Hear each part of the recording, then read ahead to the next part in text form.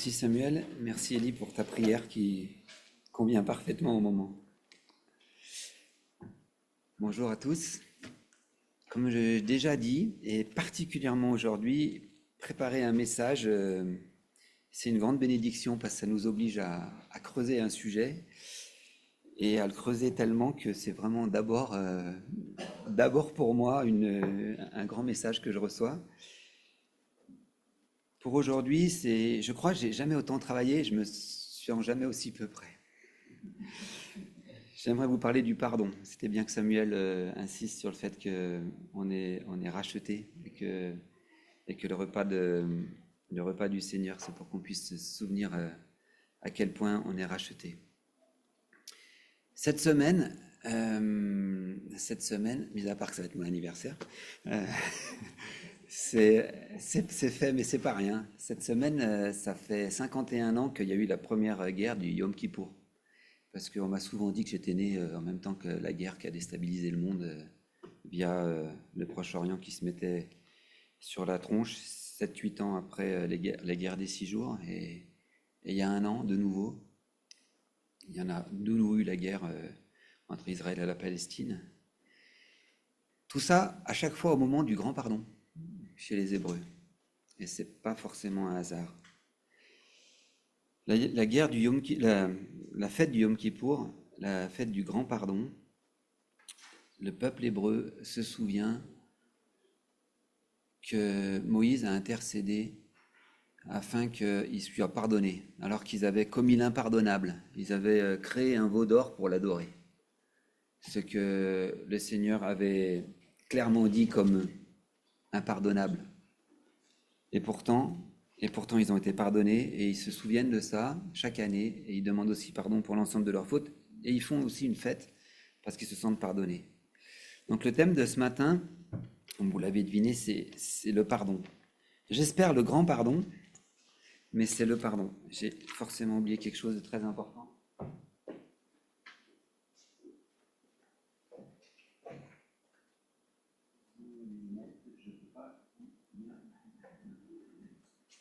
Avec mes lunettes, je ne vous vois pas, et sans mes lunettes, je ne vois pas la Bible, ce que je lis. Et je ne connais pas par cœur, merci Samuel, parce que justement, je vais vous lire un long texte, même si l'étude biblique c'est prévu cet après-midi. J'aimerais qu'on lise ensemble un texte qui, j'espère, vous paraîtra pas trop long, mais je trouvais difficile de ne pas le mettre dans son contexte. Je vous propose de lire à partir de Matthieu 5 au verset 38 jusqu'à Matthieu 6 au verset 15, ce qui va avant et après le Notre Père. Vous avez appris qu'il a été dit œil pour œil et dent pour dent. Eh bien moi je vous dis, ne résistez pas à celui qui vous veut du mal. Au contraire, si quelqu'un te gifle sur la joue droite, tends-lui aussi l'autre. Si quelqu'un veut te faire un procès pour avoir ta chemise, ne l'empêche pas de prendre aussi ton vêtement. Et si quelqu'un te réquisitionne pour porter un fardeau sur 1 kilomètre, porte-le sur 2 kilomètres avec lui. Donne à celui qui te demande, ne tourne pas le dos à celui qui veut t'emprunter. Vous avez appris qu'il a été dit, tu aimeras ton prochain et tu haïras ton ennemi.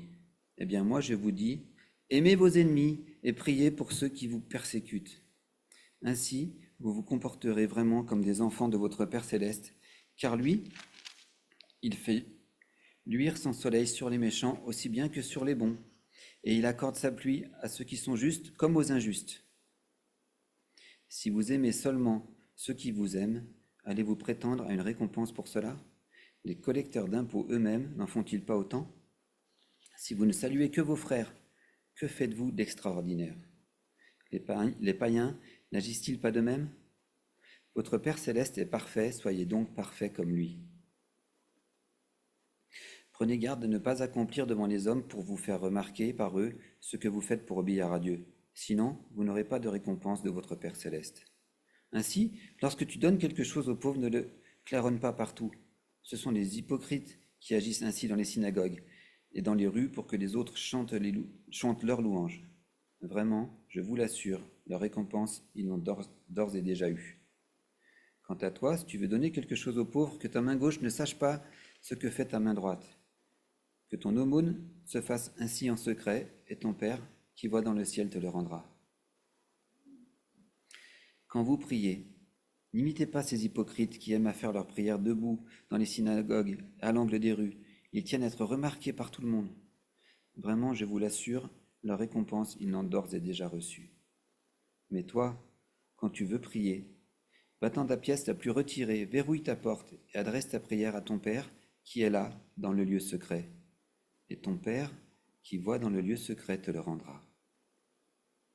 Dans vos prières, ne rabâchez pas des tas de paroles à la manière des païens. Ils s'imaginent qu'à force de paroles, Dieu les entendra. Ne les imitez pas, car votre Père sait ce qu'il vous faut, autant que vous lui demandiez. Que vous le lui demandiez. Priez donc ainsi. Notre Père, toi qui es dans les cieux, que tu sois reconnu pour Dieu, que ton règne vienne, que ta volonté soit faite, et tout cela sur la terre comme au ciel. Donne-nous aujourd'hui le pain dont nous avons besoin. Pardonne-nous nos offrandes, pardonne-nous nos torts envers toi, comme nous pardonnons nous-mêmes les torts des autres envers nous. Garde-nous de céder à la tentation et surtout délivre-nous du diable. Car c'est à toi qu'appartiennent le règne, la puissance et la gloire pour les siècles des siècles. En effet, si vous pardonnez aux autres leurs fautes, votre Père céleste vous pardonnera aussi. Mais si vous ne pardonnez pas aux hommes, votre Père ne vous pardonnera pas non plus vos fautes. Jusqu'ici, la parole.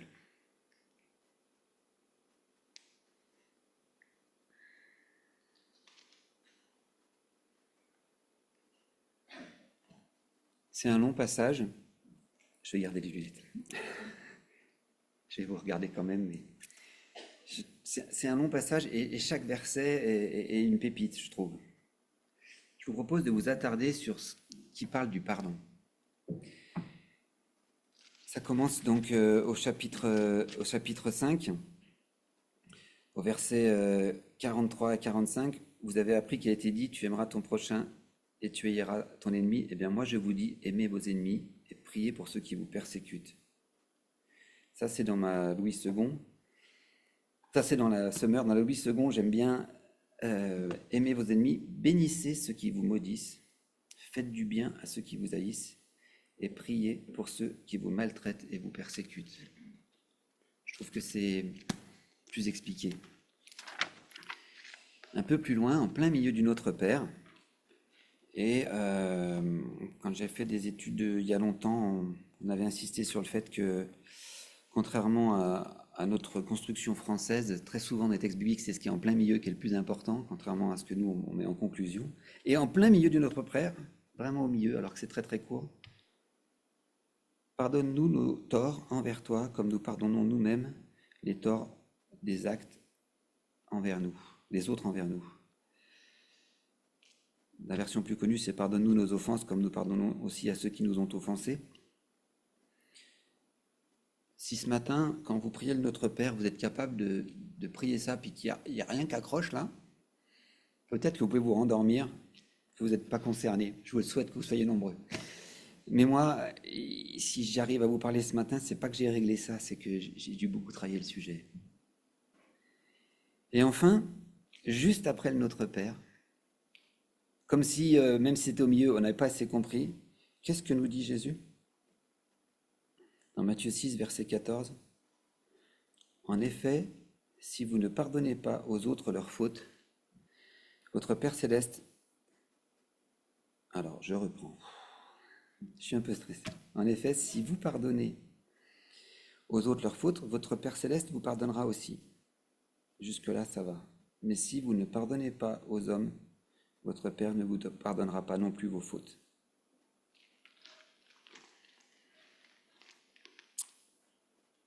Ça fait des mois que je sais que je vais devoir vous parler aujourd'hui, parce que le planning est fait, je crois, mi-juin.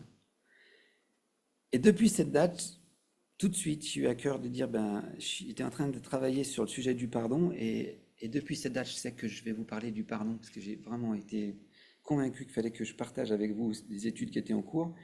Et malheureusement, j'ai toujours pas fini cette étude en cours. Mais je peux déjà vous partager, j'espère plein de choses qui, je l'espère, pourront aussi vous aider dans la sanctification. Parce que l'objectif quand même de tout ça, c'est que le début de la prière du Notre Père, c'est Père, notre Père qui es aux cieux, que ton nom soit sanctifié. Ou dans la version que je viens de vous lire, que tu sois reconnu comme Dieu. C'est l'objectif. D'un point de vue humain, ou en tout cas du mien, je pensais que Jésus aurait pu faire l'inverse. Il aurait pu d'abord, comme on fait nous avec nos enfants, d'abord lui dire attention, ça brûle. Si tu pardonnes pas, il ne sera pas pardonné, pour poser le principe. Après seulement, ce que nous on a au milieu de la prière, pardonne-nous nos offenses comme nous pardonnons, parce qu'on a quand même commencé à comprendre. Et enfin, ce qu'il dit au tout début, ce qui semble être la voie de la sainteté, aimez vos ennemis, bénissez ceux qui vous maudissent. Est-ce que Jésus s'est trompé? Si là on était à l'école du dimanche, il y a tous les enfants qui répondent oh non, c'est pas possible, Jésus s'est pas trompé, Jésus se trompe jamais. Et en effet, Jésus se trompe pas. Pour être en chemin, comme je vous l'ai dit, sur le pardon, je crois que j'ai compris que le seul moyen d'arriver à pardonner aux autres, c'est de commencer par prier et leur souhaiter du bien. Jésus a complètement raison là-dessus. Priez pour ceux qui vous maudissent. Jésus sait que le cœur de l'homme est incapable de pardonner. Quand Jésus enseigne à ses disciples de bénir ceux qui les maudissent et de prier pour leurs ennemis, il sait que c'est la première phase et qu'elle est primordiale pour que peut-être un jour, malgré nos défauts, malgré notre humanité, on soit capable de pardonner. Je ne parle pas de pardonner, d'excuser. Je parle de pardonner l'impardonnable. Alors concrètement, comment est-ce qu'on fait? Je vous souhaite, comme je vous souhaitais tout à l'heure, de ne pas avoir du mal à dire le Notre Père, je vous souhaite de n'avoir rien d'impardonnable à pardonner. J'espère que votre vie n'a rien d'impardonnable à pardonner. Dans les différentes lectures que j'ai faites ces derniers mois, entre autres, j'ai lu un livre de Allen qui parle des blessures, comment guérir ses blessures. Ce qui est assez surprenant dans le livre, il parle d'une de ses blessures qu'il a dû beaucoup travailler pour passer au-dessus, c'est qu'il avait subi une injustice dans une course de sac. Et ses parents, il a été moqué, et ses parents n'ont pas été là pour le réconforter. Et il le met quasiment, mais il me le met au même niveau que son frère. Son frère, des années plus tard, a perdu sa fille et son fils qui ont été assassinés chez eux, alors qu'on n'a pas reconnu, on n'a pas retrouvé les assassins. Et lui, il nous dit dans ce livre que, bien sûr, humainement, ça n'a rien à voir. Mais le fait qu'il n'était pas capable qu'il avait été tellement blessé par la mauvaise attitude de ses parents, cet espace a rempli son cœur, alors que, comme on l'a appris le week-end dernier, Dieu nous a fait pour qu'on soit des créatures merveilleuses, créées de toute éternité. Et entre autres, notre cœur est fait pour aimer. Notre cœur doit avoir toute la place d'aimer. Et tout ce qui prend cette place qui nous empêche d'aimer, ça peut paraître incroyable, parce que je ne le dis pas aussi bien que lui, mais cette chose qui nous paraît quand même dérisoire, il a subi une injustice dans une course de sac, qu'il arrive à mettre au même niveau que son frère qui a perdu sa fille, son gendre, dans un meurtre particulièrement sanglant, ça prend toute la place. Ça prend toute la place et ça l'empêche d'aimer. Le plus facile dans ces moments-là, parce qu'on n'arrive pas à pardonner, enfin je dis on, parce que j'espère que vous n'avez pas à vivre tout ça, mais malheureusement, je discute avec beaucoup d'entre vous et je sais que c'est compliqué pour nous tous humains. Le plus facile pour moi, pour passer à côté de ça, c'est de dire oui, mais quand même, même Dieu, qu'est-ce qu'il dit? Est-ce qu'il y a des conditions à sa grâce? Non. La grâce, il n'y a pas de conditions. Pourquoi est-ce que dans ce passage-là, du coup, il rajoute que si il ne le pardonne pas, il ne sera pas pardonné? On a tous appris à l'école du dimanche, pour ceux qui ont eu la chance d'y aller. Jean 3,16, car Dieu a tant aimé le monde qu'il a donné son Fils unique afin que quiconque croit en lui ne périsse pas, mais qu'il ait la vie éternelle. Amen. Du coup, La grâce de Dieu est sans condition. C'est écrit dans la Bible. Et j'y crois. Mais, c'est dommage de dire mais ici, parce qu'elle est sans condition. En revanche, dans ce verset, il faut lire aussi tout Jean 3,16. Et derrière Jean 3,16, il y a un long chapitre sur la lumière, le rayonnement, ce que Dieu nous apporte. Et il me semble, je parle au conditionnel, que dans ce verset, il faut qu'on revienne sur le croire. Comment est-ce qu'on croit en Dieu? Est-ce qu'on croit qu'il est créateur? Il est créateur, amen. Est-ce qu'on croit qu'il est 3 fois saint? Oui, il est 3 fois saint. Mais il est aussi écrit dans la Bible que les démons aussi croient et ils tremblent. Vous pouvez lire en Jacques 2 et 19. Les démons aussi y croient et ils tremblent. Croire, c'est croire en Dieu, croire en sa majesté, croire à tout ce qu'on vient de chanter. Merci Samuel pour nous rappeler sa grandeur, nous rappeler justement qu'il est incroyable, qu'on peut le croire. Mais croire aussi que Dieu est tellement parfait, tellement saint, c'est ça la sainteté de Dieu, qu'il ne peut pas supporter aucun défaut. Et là où je reviens sur ce que je dis tout à l'heure, sur ce que disait Alan, le péché pour Dieu est insupportable. Il est tellement insupportable qu'il n'y a pas de petits et de grands péchés. Et lui, il a un plan d'amour incroyable qui va quand même aller nous chercher. Il est prêt à donner son Fils.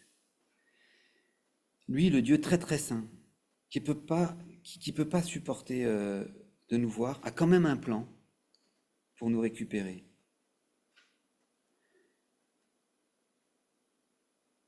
Et croire comme dans Jean 3,16, c'est croire que cet insoutenable a pu arriver. Et que notre péché est insupportable pour Dieu.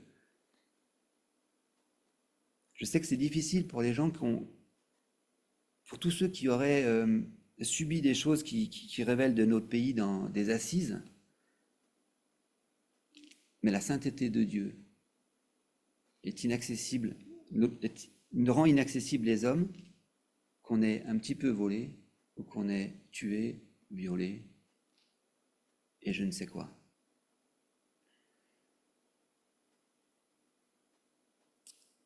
Si vous êtes victime de ce qui relève justement des assises dans notre pays, évidemment, vous avez le ventre qui se noue et on a vraiment besoin de Dieu pour venir nous secourir. C'est pour ça que Jésus ne se trompe pas en disant au début, prions pour ceux qui nous ont fait tellement de mal. Si vous faites partie de ces gens-là, je vous encourage à vous faire aider, à travailler. Et comme je vous l'ai dit en introduction, je ne suis qu'en chemin.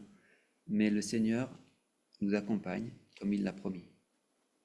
Il nous accompagne parce que son plan pour nous, c'est d'accéder à lui. Son plan est tellement incroyable, il nous aime tellement qu'il était prêt à sacrifier son Fils pour qu'on puisse justement accéder à lui.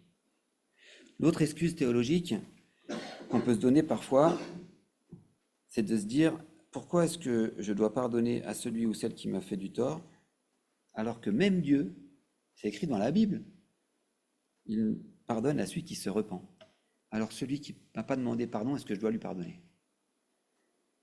On lit dans 1 Jean 1,9, pardon, si vous confessez vos péchés, il est fidèle juste pour vous le pardonner. Ou même Jésus, dans Luc 17,4, il dit, si ton frère a péché, reprends-le, et s'il se repent, pardonne-lui.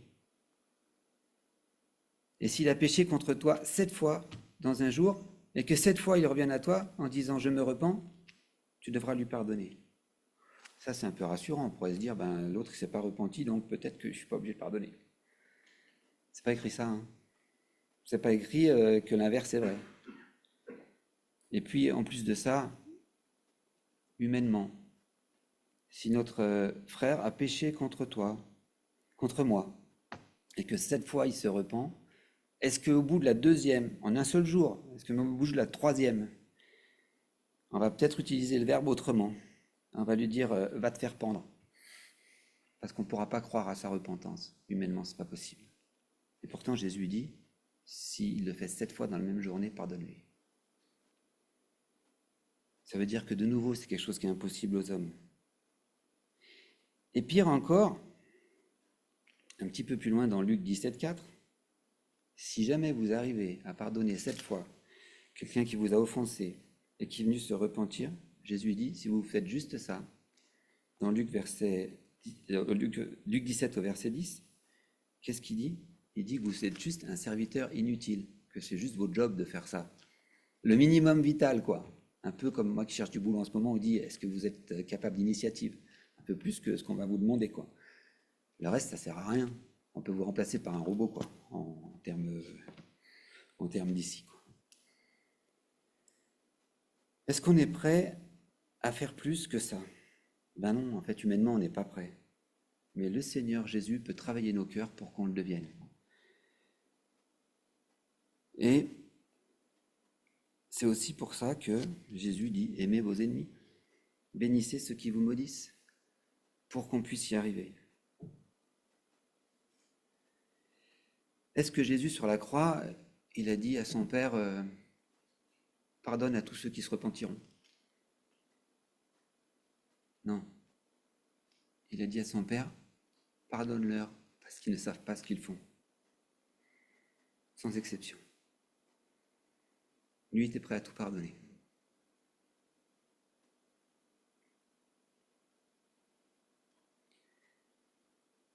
Le week-end dernier, je n'ai pas pu venir le dimanche, ça avait l'air vraiment très bien. J'étais très content de garder vos enfants, ceux qui j'ai gardé les enfants, c'était aussi très encourageant. Mais déjà, j'ai été happé par sa parole de son retour de Caïn et Abel. Et comme j'avais déjà en tête, comme je vous l'ai dit, ça me travaille depuis très longtemps et ça me prend beaucoup d'énergie de partager avec vous sur le pardon. Comme vous avez pu le comprendre, je ne suis qu'en chemin. Mais il a lu le verset de Genèse 4, verset 7, quand Caïn n'a pas encore tué son frère. Qu'est-ce qu'il lui dit, Dieu, à Caïn? Certainement, si tu agis bien, tu relèveras ton visage, mais si tu agis mal, le péché se couche à ta porte, et ses désirs se portent vers toi. Mais toi, domine sur lui. Pour moi, le plus grand encouragement à pardonner, c'est que je veux pas, je veux pas que l'agresseur garde de l'emprise sur moi, parce qu'il continue à gagner. Et je veux vraiment demander à Jésus de remplir tout mon cœur pour que vraiment il puisse de nouveau être rempli d'amour, ce qui est le but principal.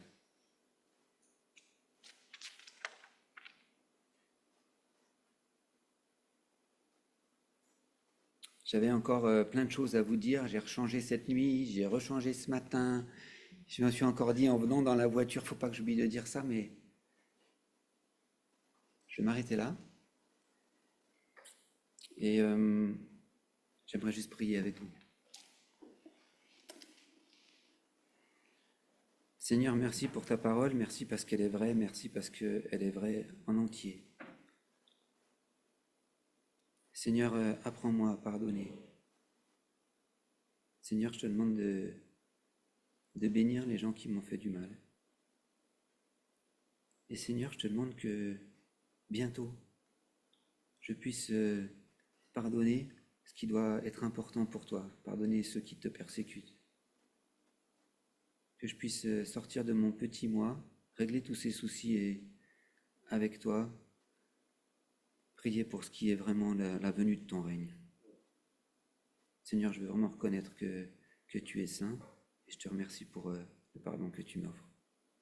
Amen.